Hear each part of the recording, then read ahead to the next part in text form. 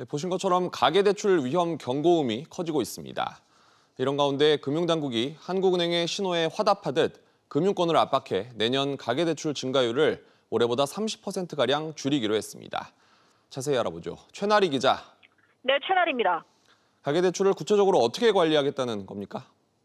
네, 올 1분기 가계대출 증가율이 9.5% 수준인데요. 오늘 열린 가계부채 리스크관리 태스크포스 회의에서 도규상 금융위원회 부위원장은 올해 가계부채 증가율을 5, 6%대에서 관리할 수 있도록 하겠다고 밝혔습니다. 특히 내년에는 올해보다 30%가량 줄어든 4%대 수준으로 낮출 방침입니다. 이를 위해 우선 지난 1일부터 시행된 차주 단위 총부채 원리금 상환 비율 규제가 제대로 시행되는지 점검에 나설 계획입니다. 특히 비은행권 가계대출 확대에 대한 우려가 크지 않았습니까?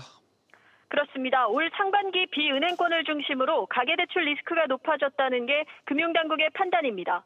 도 부위원장은 비은행권의 가계대출 증가세가 지속된다고 판단할 경우 은행권과 비은행권 간 규제 차익을 해소하는 방안을 찾겠다고 했습니다. 최근 은행권 대출 규제가 강화된 틈에서 상대적으로 규제가 느슨한 저축은행 등 제2금융권은 풍선 효과를 누리고 있기 때문입니다.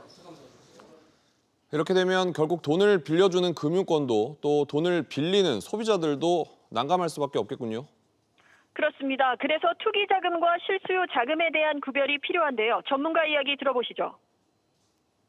은행권은 물론 비은행권까지 대출 규제가 강화될 경우 대출 고객들이 제도권 밖으로 밀려나는 상황이 발생할 수도 있습니다. 대출 속도 조절을 위해선 투기 수요와 대출 실수요자를 선별하는 작업이 필요할 것으로 생각합니다.